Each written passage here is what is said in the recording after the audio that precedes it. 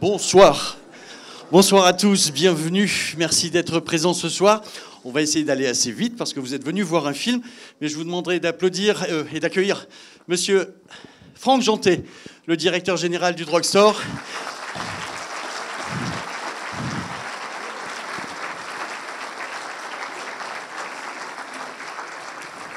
Et Angelo Cosimano, le président de la CST, de la Commission supérieure technique de l'image et du son. Merci, je vous en prie.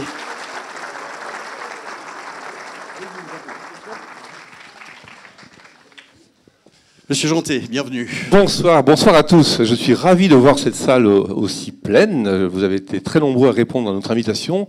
On est très heureux de vous accueillir ce soir.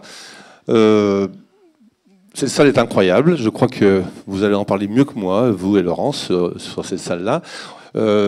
Cette salle fait partie du Publicis Drugstore. Vous connaissez tous, au moins de nom, ce lieu iconique parisien qui rassemble donc les restaurants, les boutiques et également ce cinéma dans lequel il y a plusieurs salles. Vous êtes dans la salle la plus grande et on est très heureux de vous accueillir dans ce lieu ce soir pour un événement, il faut le dire. C'est une avant-première. C'est toujours sympa de voir les films avant qu'ils ne sortent. Ils sortiront la semaine prochaine. Et de plus, je crois que c'est un film événement qui est largement annoncé, dont les critiques sont déjà remarquables, avec une distribution hors du commun. Je crois qu'il y a une surprise à la fin. On vous en dit pas plus. Et puis vous dire aussi que si vous êtes là ce soir, c'est pas par hasard, c'est que d'une façon ou d'une autre, de près ou de loin, vous faites partie de la grande famille du Publicis Drugstore et de la CST, et on est très heureux de vous accueillir. Donc merci d'être là ce soir. Je vous souhaite un excellent film, et je passe la parole au président. Monsieur le Président, j'ai un mot à vous dire, Monsieur le Président. Bonsoir à tous. J'ai un mot à vous dire avant. Franchement, je vais vous le dire quand même. Vous avez réuni chez nous le label Excellence dans cette salle. Et je peux vous dire, c'est vraiment avec plaisir. Et je vous en suis très reconnaissant parce que c'est intéressant pour nous, pour le public. Et je peux vous assurer qu'on fait beaucoup de choses depuis. On travaille avec Avid aussi maintenant le matin. On fait des projections tests et on en fait beaucoup aussi grâce à ce label. Merci à vous. Merci à vous, c'est vous. C'est vous qui avez travaillé pour l'avoir. Je me permets une dernière chose, un dernier point. Il y a quand même un magicien qui nous aide. On a parlé de 2 AVI il y a très longtemps. Et pour pas rentrer trop dans la technique, c'est peut-être assez compliqué. Je voulais que vous saluiez une personne qui est dans la salle. C'est Frédéric Catoni, qui est notre magicien. Frédéric, lève-toi s'il te plaît. Frédéric. Merci. Frédéric fait des miracles, Frédéric nous équalise la salle, et merci pour ton travail, sincèrement, merci beaucoup. Donc Frédéric, c'est un peu le pape du réglage des salles de cinéma en France, et je le remercie également. Alors, moi, je voudrais, pour ceux qui connaissent pas trop la Commission supérieure technique, on dit la CST entre nous, vous dire que, en fait, qui sommes-nous ? On est un peu au cinéma ce que les mousquetaires sont à la monarchie, c'est-à-dire l'excellence au service de la tradition. Bravo. Donc, bravo. Et j'espère que cette soirée vous montrera que tous, dans tous nos métiers, parce que dans le film que vous allez voir, il y a tout ce que les techniciens français savent faire, et très bien faire. Ils n'en ont pas toujours l'occasion, de le montrer, parce que les financements sont difficiles à réunir. Déjà, quand un producteur les réunit pour faire un film de cette ampleur, c'est déjà un exploit. Et tous les gens qui travaillent derrière font preuve d'un savoir-faire exceptionnel. On s'en rend pas bien compte souvent parce que trop de monde voit les films malheureusement à la télévision et pas dans une salle. Mais pour les professionnels que je pense nous représentons à la CST, c'est une évidence. Donc je vais vous souhaiter une excellente soirée. Je pense qu'à la fin du film, vous aurez le bonheur de pouvoir parler avec le chef opérateur et le réalisateur. Et ils vont pas vous décevoir. Et vous allez passer une excellente soirée. Bravo à vous tous de vous être déplacés. Bonne soirée, merci. Merci. Bon film.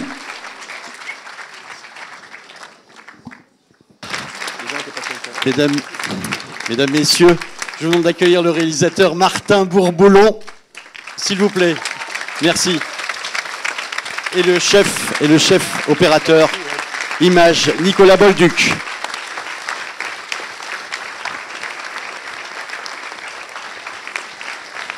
Bonsoir. Bonsoir.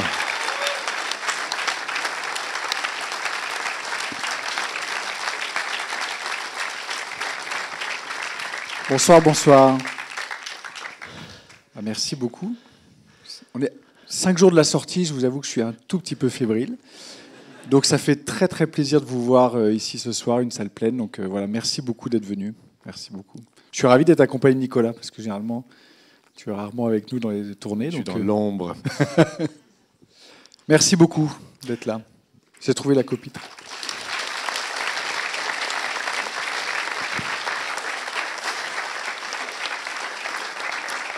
Je voulais vous demander, Nicolas, la première question, comment on se lance dans une œuvre comme celle-ci? C'est parti d'où, de qui, et comment vous faites pour dormir avant d'attaquer le film? Les films. Les films en plus, les films. Vous en avez tourné, je crois que vous pouvez l'expliquer ou pas? Non, il n'y a pas de secret. Oui, on a tourné... on en aura 3. Non, 2. Pour le moment, 2.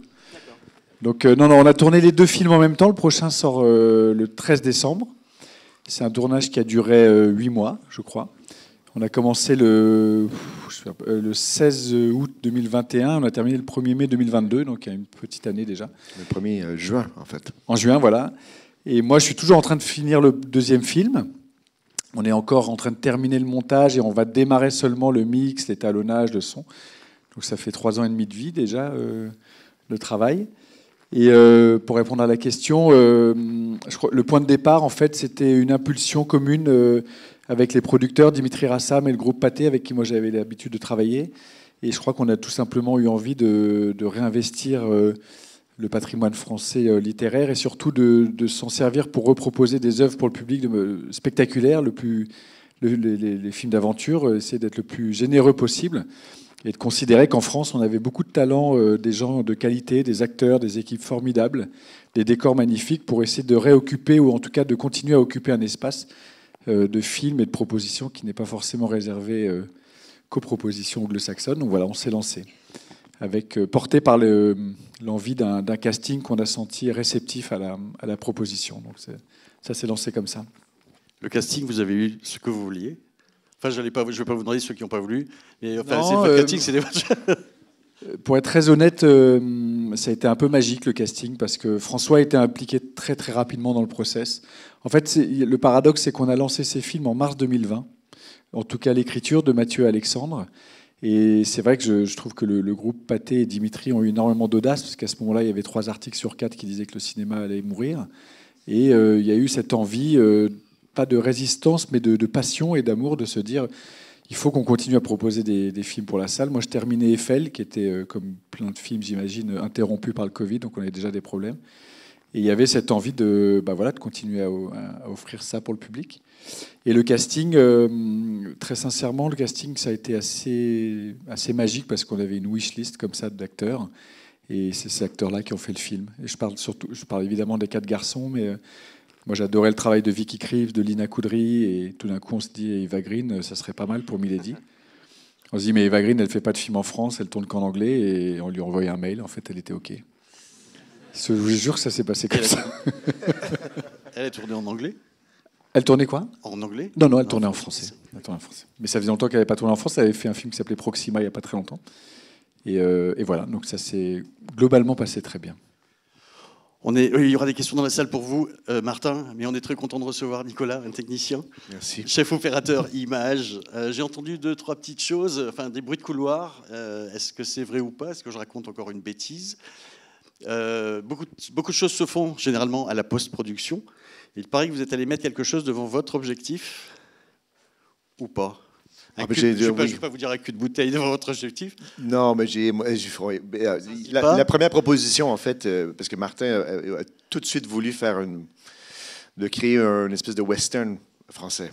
Et puis, en imaginant ça, moi, on s'est dit, qu'est-ce qui pourrait être le plus sympathique, le plus différent, surtout parce qu'on ne voit pas ce genre d'image ici. Faire un truc poussiéreux, western.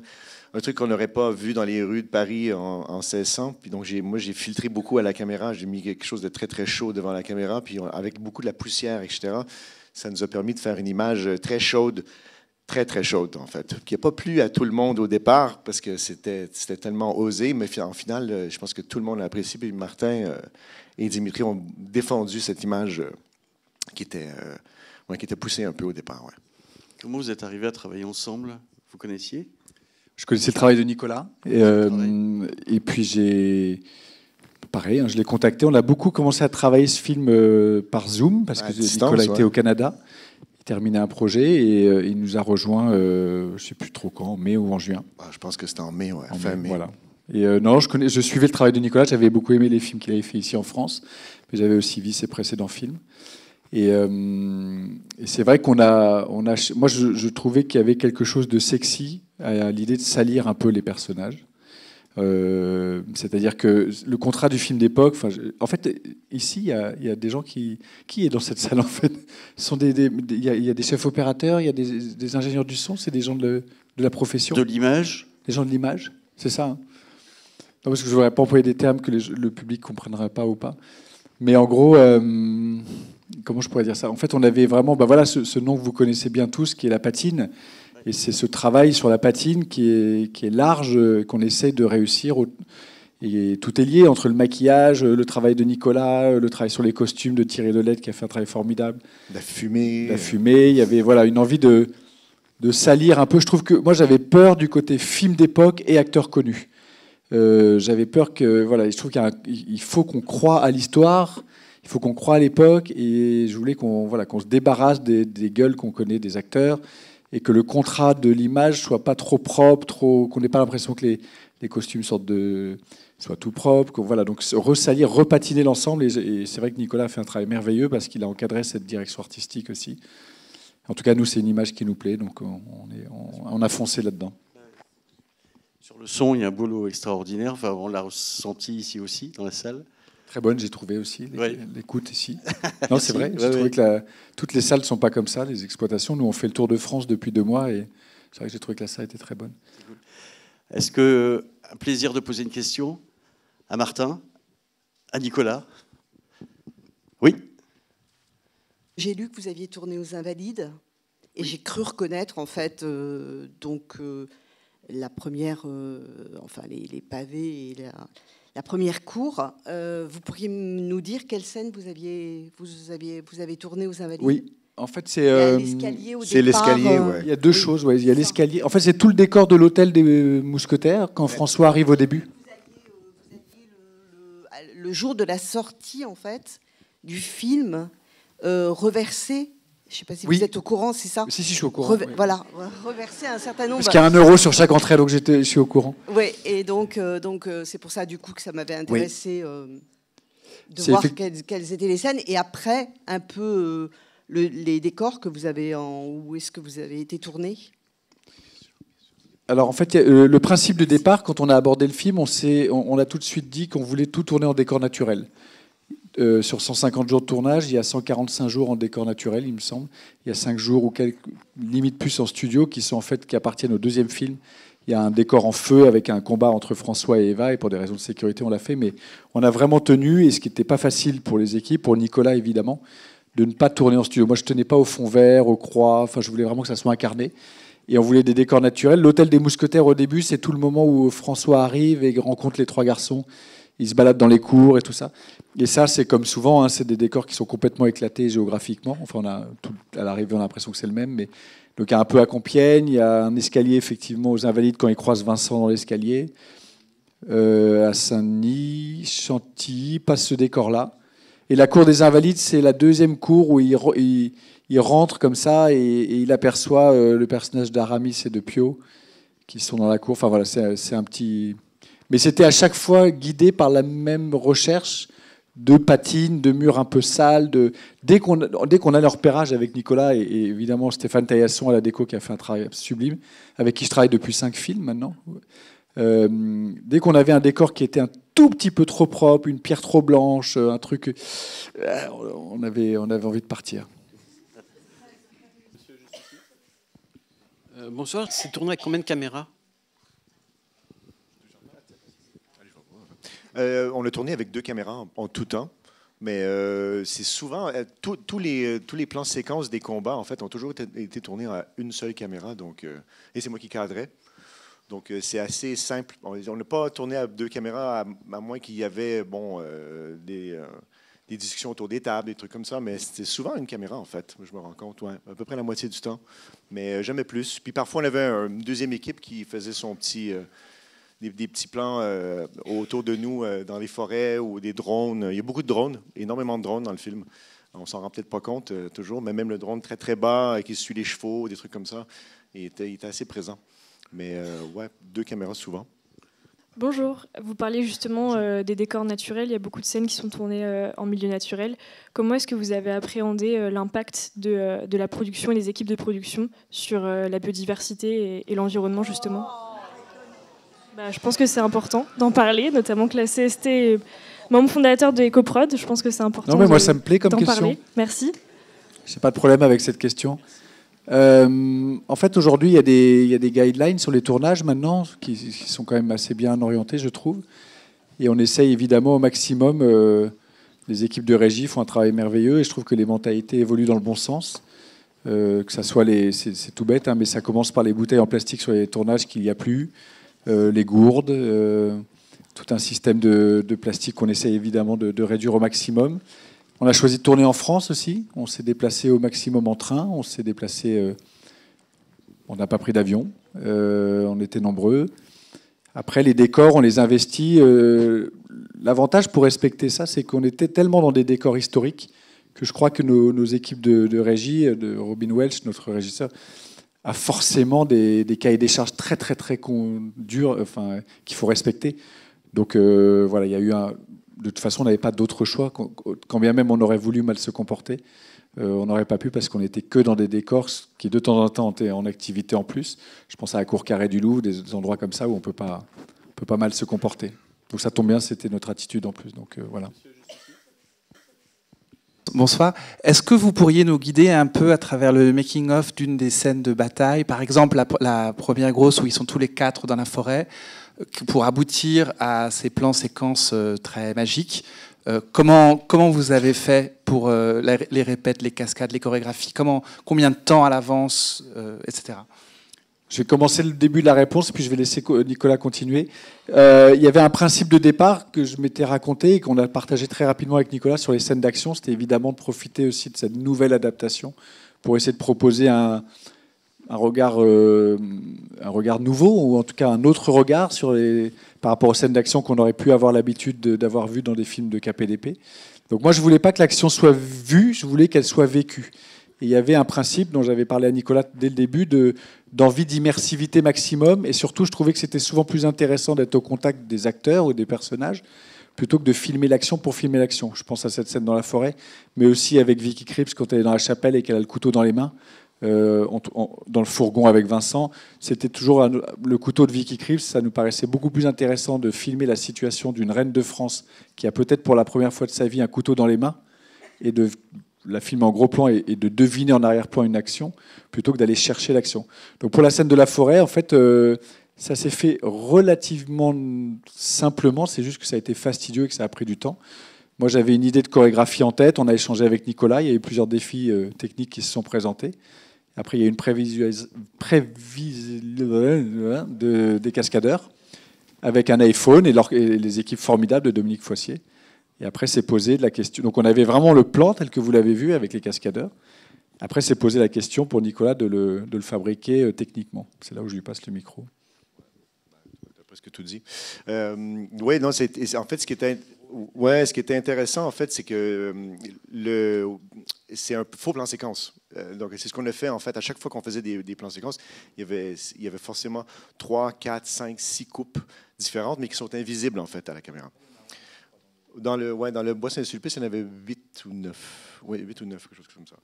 Mais donc, on s'est beaucoup amusé avec ça parce qu'il fallait trouver, justement, après qu'ils aient fabriqué un espèce de plan séquence, je parle de Dominique Foissier avec son groupe de cascadeurs. Après, il nous fallait qu'on trouve une manière de le refabriquer. Mais bon, voilà, caméra épaule, en suivant les acteurs, en partant avec D'Artagnan qui saute sur un cheval, comment faire un plan justement qui trace dans la forêt alors qu'on est à l'épaule. On a utilisé un drone, par exemple, on a créé des fausses coupes à travers des arbres. Il y a eu plein de choses comme ça qui ont été super amusantes, mais qui ont pris énormément de temps en fait à placer parce qu'il fallait qu'on y retourne souvent pour reconfigurer l'espace, revoir la géographie, puis essayer de trouver une manière de bien fabriquer alors qu'on tournait sur 4 jours différents. Donc, c'est ça qui était absurde aussi, c'est qu'il y avait tellement de combats qu'on tournait sur 4 jours. Après, la lumière change, il y a plein de choses qui se passent, mais on l'a tourné dans l'ordre quand même, dans l'ordre du plan. Donc, parce que c'était plus simple pour tout le monde et c'était plus efficace aussi parce qu'on pouvait s'adapter à chaque fois. Donc, ça, c'était très agréable. Puis, je pense que Martin aussi, c'était son souhait au départ d'y aller vraiment dans l'ordre de l'histoire. Puis, ça a très bien fonctionné comme ça. Une autre question? Merci. Bonjour. J'avais une petite question. Vous avez dit tout à l'heure que quand vous avez commencé à faire le film, que vous aviez une volonté de plonger dans les œuvres littéraires françaises, etc. D'ailleurs, ce que je trouve hyper louable. Et pourquoi, du coup, avoir jeté votre dévolu sur Les Trois Mousquetaires et pas une autre œuvre littéraire? Voilà. Merci beaucoup. C'est pas exclu qu'on se projette sur une autre œuvre littéraire pour d'autres projets. Les Trois Mousquetaires, ça n'a pas été adapté en France depuis 60 ans. Donc en réalité, les gens te disent souvent « Ah bon, encore un Trois Mousquetaires ?» Je dis « Mais alors c'est quoi la dernière version que vous avez vue ?» Et en fait, personne ne sait répondre. Parce qu'en fait, en France, ça n'a pas été fait depuis très longtemps. Il y a évidemment plein d'œuvres magnifiques. Il se trouve que celle-là, elle est surpuissante parce qu'il se mêle beaucoup de choses et des dramaturgies qui cohabitent très bien ensemble. Il y a des histoires de complot. Enfin, je ne vais pas vous refaire le film ni le livre que vous avez peut-être lu, mais en réalité, elle balaye comme ça un spectre très très large de figures de films d'aventure. Et quand nous est venue l'envie et surtout la sensation qu'on pourrait proposer quelque chose, encore une fois, j'aime pas ce mot moderne, mais quelque chose de différent de ce qui aurait pu avoir été fait avant, c'est une œuvre qui s'impose aussi. Et puis c'est des projets ambitieux. On vous allusion en s'amusant sur le budget, mais c'est effectivement des projets qui sont difficiles à monter malgré tout.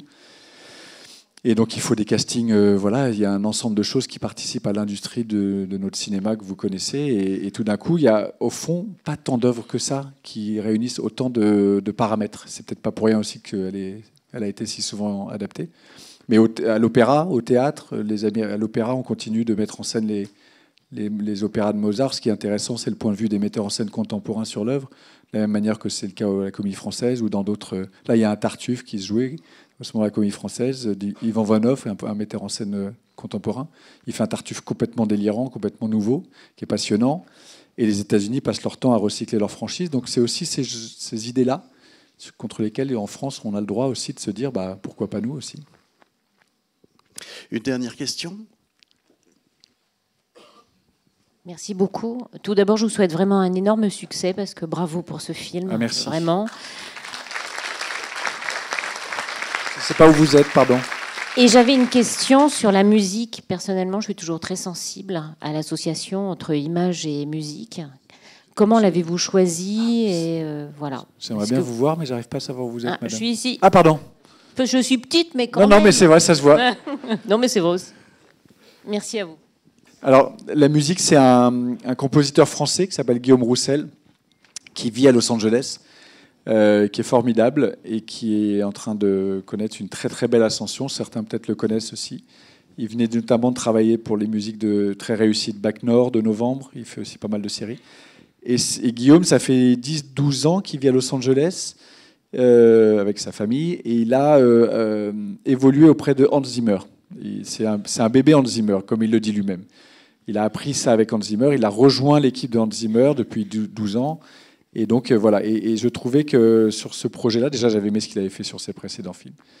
Et il avait, en plus d'une écoute magnifique et de beaucoup d'inventivité, je trouve, dans ses propositions, il avait l'envergure et le souffle pour assumer l'épique, pour assumer aussi d'y aller quand il faut, et d'essayer, je trouvais, de rester dans des sonorités qui étaient non pas faire genre moderne pour faire moderne, parce qu'il y a beaucoup de cordes, c'est très symphonique. Moi, je souhaitais aussi qu'on balaye pas d'un revers de main tous ces beaux instruments de musique, mais il en a composé des choses que je trouve très, très réussies. La scène de l'attentat dans l'église, il y a un souffle comme ça qui emmène, et il a fait des maquettes, et ça a matché très vite, en fait. Il est vraiment, en plus, c'est un garçon très sympathique, je ne sais pas si vous le connaissez, très doué. Mais il est beaucoup aux États-Unis, et du coup, je trouve que les Américains sont en train de nous le prendre un petit peu, parce qu'il a plein de projets aux États-Unis. Pardon, une dernière. Bonsoir. C'est par rapport à la séquence en nuit américaine. Est-ce que vous avez utilisé des éclairages extérieurs, enfin des éclairages en plus de la lumière naturelle? Et même plus généralement, oui. Et plus généralement, est-ce que toutes les séquences extérieures, vous utilisez uniquement la lumière extérieure ou en plus des éclairages? Moi, j'ai tendance d'habitude à ne pas éclairer à l'extérieur. J'aime pas du tout éclairer les extérieurs. J'ai plus tendance à mettre du négatif, en fait. Des grands panneaux négatifs pour créer des ombres, plutôt qu'à les éclairer.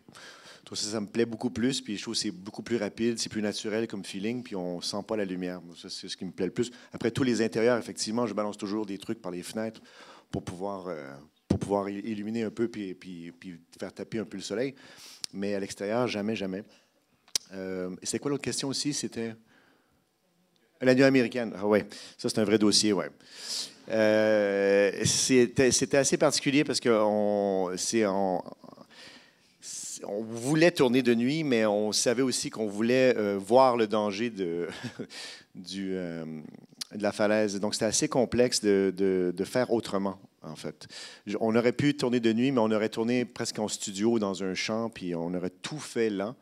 Finalement, d'avoir tourné en nuit américaine, ça nous a permis quand même d'avoir la profondeur de la mer, d'avoir la profondeur de la falaise, puis de la hauteur, en fait, du danger. Ça nous a permis ça. Puis ça nous a permis de tourner beaucoup plus vite, puis avoir plein de plans un peu différents, si on veut, puis de créer cette espèce de lever du jour en même temps. Donc, il fallait l'assumer. Il fallait dire, bon, ils partent d'un bal, puis paf, soudainement, le soleil se lève tout doucement, le jour se lève. Mais c'est pas toujours simple de faire des nuits américaines comme ça. C'est un peu risqué, on sait jamais, parce que évidemment le ciel peut être très très clair, mais dans l'action, honnêtement, ça marche toujours. C'est assez efficace, puis je pense qu'on a réussi à le faire doucement comme ça, sans même que les gens s'en rendent trop compte sur le coup. Après, vous êtes peut-être tous des techniciens, vous avez vu ça, mais je pense que le public en général ne va pas trop se poser la question. Mais ça nous a permis on a eu beaucoup plus de liberté pour faire ça comme ça. J'ai une question juste ici. C'est pas une question, c'est 2 remerciements. Il s'avère que je suis actrice et assistante réelle, que j'étais incognito dans la figure au château de Buckingham. Et j'aimerais vraiment remercier les équipes costumes et accessoires qui ont fait un travail de folie et que même jusqu'à la figuration vont à des détails incroyables. Ce qui est magnifique à l'image, mais pour nous, c'est super à vivre. Parce que du coup, on se met dans des rôles comme si on était des rôles principaux et c'est top. Et le deuxième remerciement, c'est à toute la régie et toute votre équipe, que ce soit du premier assistant jusqu'à celui qui nous contacte, enfin tout le monde, parce que, alors vous ne le savez peut-être pas, mais il y a eu des scènes où on était de nuit et il faisait vraiment très très froid et ils étaient vraiment tous là pour prendre soin de nous. Donc vraiment merci à toute votre équipe, parce que là vous êtes tous les 2 pour les représenter, mais à tout le monde. Merci beaucoup.